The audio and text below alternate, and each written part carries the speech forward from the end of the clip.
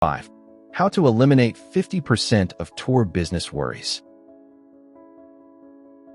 If you are a businessman, you are probably saying to yourself right now, the title of this chapter is ridiculous.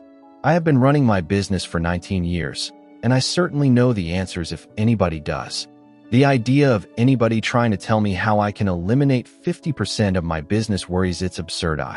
Fair enough, I would have felt exactly the same way myself a few years ago if I had seen this title on a chapter. It promises a lot, and promises are cheap. Let's be very frank about it. Maybe I won't be able to help you eliminate 50% of your business worries. In the last analysis, no one can do that except yourself. But what I can do is to show you how other people have done it and leave the rest to you. You may recall that on of this book, I quoted the world-famous Dr. Alexis Carrel as saying, "Businessmen who do not know how to fight worry die young."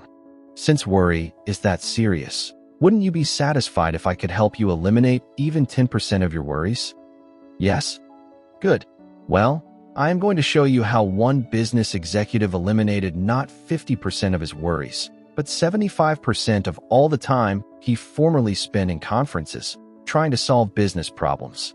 Furthermore, I am not going to tell you this story about a Mr. Jones or a Mr. X or a man I know in Ohio. Vague stories that you can't check up on. It concerns a very real person, Leon Shim Kin, a partner and general manager of one of the foremost publishing houses in the United States, Simon & Schuster, Rockefeller Center, New York 20, New York. Here is Leon Shim Kin's experience in his own words. For 15 years, I spent almost half of every business day holding conferences, discussing problems. Should we do this or that, do nothing at all? We would get tense, twist in our chairs, walk the floor, argue and go around in circles. When night came, I would be utterly exhausted. I fully expected to go on doing this sort of thing for the rest of my life. I had been doing it for 15 years, and it never occurred to me that there was a better way of doing it. If anyone had told me that I could eliminate 3/4 of all the time I spent in those worried conferences and 3/4 of my nervous strain, I would have thought he was a wild-eyed, slap-happy, armchair optimist. Yet I devised a plan that did just that. I have been using this plan for 8 years. It has performed wonders for my efficiency, my health, and my happiness. It sounds like magic, but like all magic tricks, it is extremely simple when you see how it is done.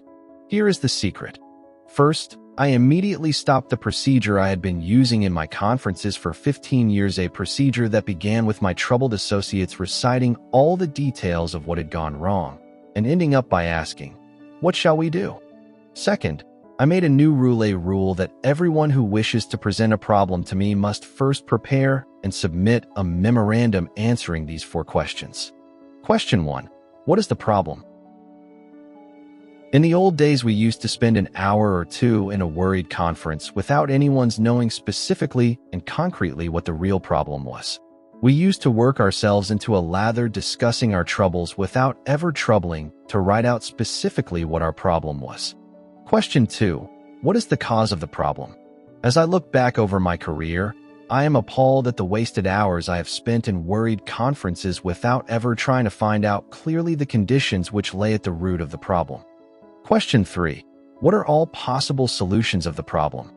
In the old days, one man in the conference would suggest one solution. Someone else would argue with him. Tempers would flare. We would often get clear off the subject, and at the end of the conference, no one would have written down all the various things we could do to attack the problem. Question 4. What solution do you suggest?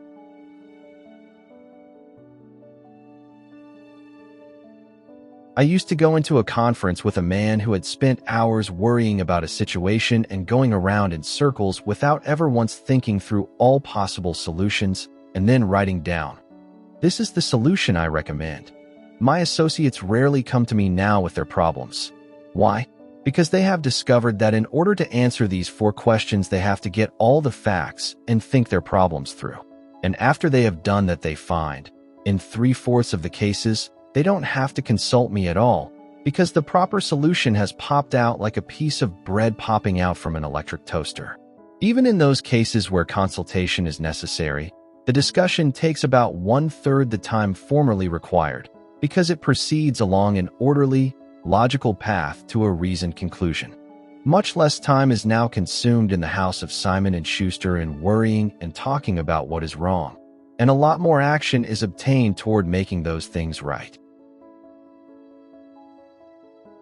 My friend, Frank Better, one of the top insurance men in America, tells me he not only reduced his business worries, but nearly doubled his income by a similar method. Years ago, says Frank Better, when I first started to sell insurance, I was filled with a boundless enthusiasm and love for my work. Then something happened. I became so discouraged that I despised my work and thought of giving it up. I think I would have quit if I hadn't got the idea, one Saturday morning, of sitting down and trying to get at the root of my worries. 1. I asked myself first, just what is the problem?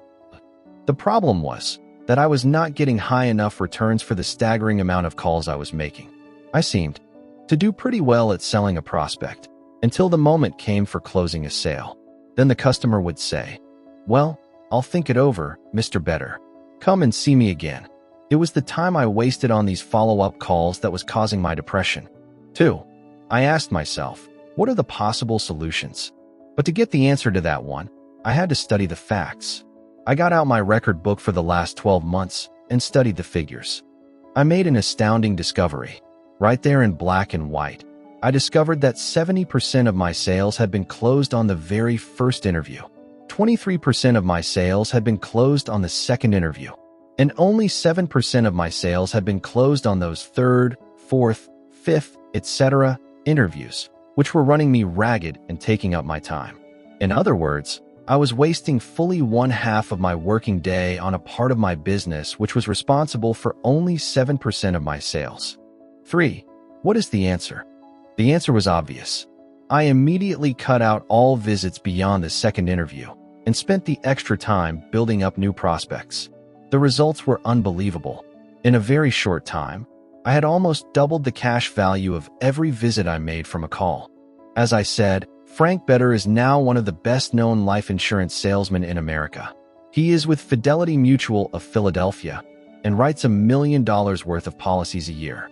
But he was on the point of giving up. He was on the point of admitting failure until analyzing the problem gave him a boost on the road to success. Can you apply these questions to your business problems? To repeat my challenge, they can reduce your worries by 50%. Here they are again. 1. What is the problem? 2. What is the cause of the problem? 3. What are all possible solutions to the problem? 4. What solution do you suggest? Part 2 in a nutshell. Rule 1. Get the facts. Remember that Dean Hawkes of Columbia University said that half the worry in the world is caused by people trying to make decisions before they have sufficient knowledge on which to base a decision. Rule 2. After carefully weighing all the facts, come to a decision. Rule 3. Once a decision is carefully reached, act. Get busy carrying out your decision and dismiss all anxiety about the outcome. Rule 4. When you or any of your associates are tempted to worry about a problem, write out and answer the following questions. A. What is the problem? B. What is the cause of the problem? C. What are all possible solutions? D. What is the best solution? 9 suggestions on how to get the most out of this book. 1. If you wish to get the most out of this book, there is one indispensable requirement, one essential, infinitely more important than any rules or technique. Unless you have this one fundamental requisite, 1,000 rules on how to study will avail little. And if you do have this cardinal endowment, then you can achieve wonders without reading any suggestions for getting the most out of a book. What is this magic requirement? Just this: a deep, driving desire to learn, a vigorous determination to stop worrying and start living. How can you develop such an urge? By constantly reminding yourself of how important these principles are to you. Picture to yourself how their mastery will aid you in living a richer, happier life. Say to yourself over and over, "My peace of mind, my happiness, my health, and perhaps even my income will, in the long run, depend largely on applying the old, obvious, and eternal truths taught in this book." 2. Read each chapter rapidly at first to get a bird's-eye view of it. You will probably be tempted then to rush on to the next one. But don't, unless you are reading merely for entertainment. But if you are reading because you want to stop worrying and start living, then go back and reread each chapter thoroughly. In the long run, this will mean saving time and getting results. 3. Stop frequently in your reading to think over what you are reading. Ask yourself just how and when you can apply each suggestion. That kind of reading will aid you far more than racing ahead like a whippet chasing a rabbit. 4. Read with a red crayon, pencil, or fountain pen in your hand. And when you come across a suggestion that you feel you can use, draw a line beside it. If it is a 4-star suggestion, then underscore every sentence, or mark it with XXX. Marking and underscoring a book make it more interesting and far easier to review rapidly. 5. I know a man who has been office manager for a large insurance concern for 15 years. He reads every month all the insurance contracts his company issues. Yes, he reads the same contracts over month after month, year after year. Why? Because experience has taught him that that is the only way he can keep their provisions clearly in mind. I once spent almost 2 years writing a book on public speaking, and yet I find I have to keep going back over it from time to time in order to remember what I wrote in my own book. The rapidity with which we forget is astonishing. So if you want to get a real, lasting benefit out of this book, don't imagine that skimming through it once will suffice. After reading it thoroughly, you ought to spend a few hours reviewing it every month. Keep it on your desk in front of you every day. Glance through it often.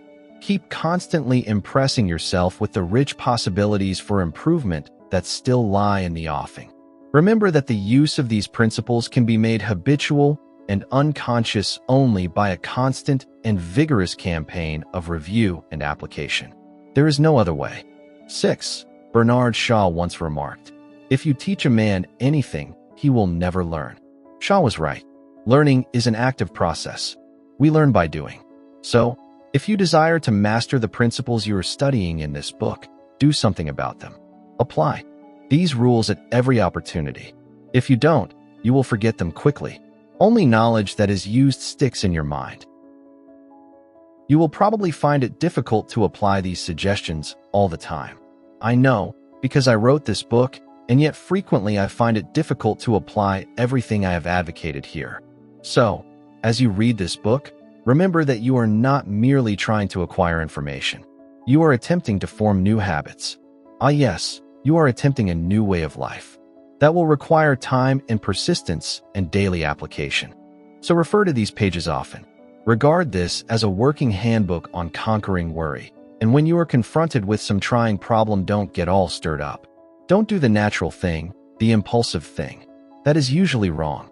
Instead, turn to these pages and review the paragraphs you have underscored. Then try these new ways and watch them achieve magic for you. 7.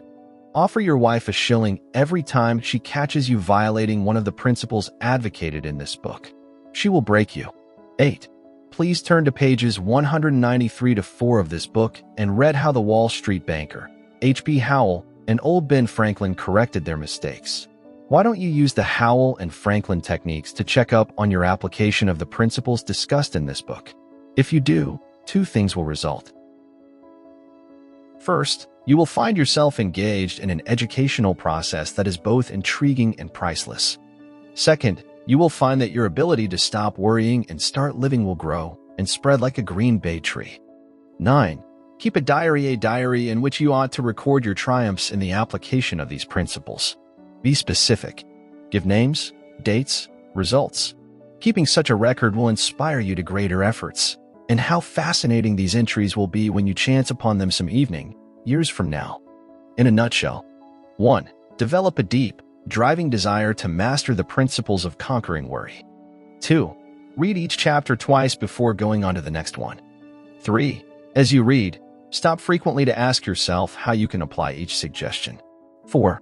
Underscore each important idea. 5. Review this book each month. 6. Apply these principles at every opportunity. Use this volume as a working handbook to help you solve your daily problems. 7. Make a lively game put of your learning by offering some friend a shilling every time he catches you violating one of these principles. 8. Check up each week on the progress you are making. Ask yourself what mistakes you have made, what improvement, what lessons you have learned for the future. 9. Keep a diary in the back of this book showing how and when you have applied these principles. Part 3. How to break the worry habit before it breaks you.